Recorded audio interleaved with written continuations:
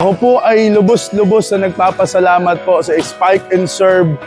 Philippines, lalo na po ngayong Ikot Pinas 2024. Kami po ay lubos na nagpapasalamat, lalo na po ako, kami po sa New Gen Volleyball Club, kasi ako po ay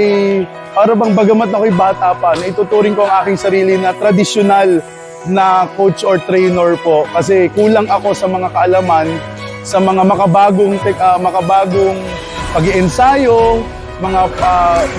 kung paano gagawin in a proper way yung mga dapat po sa pagtitraining po ng volleyball. Kaya ako po lubos-lubos na nagpapasalamat na kami po sa New Gen Volleyball Club dito po sa Santa Cruz, Laguna ay binigyan niyo po ng pribilehiyo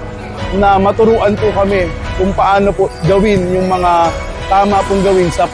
pagtuturo po ng volleyball. At marami pa po, even yung online coaches training, yung mga sa huddle time, lahat po, halos talagang ako po bilang founder ng New Gen Volleyball Club ay lubos-lubos na nagpapasalamat sa Spike and Serve na talagang kami po ay hindi nyo nilimot bagkus ay tinulungan talaga ng lubos-lubos. Maraming pong salamat sa Spike and Serve Philippines.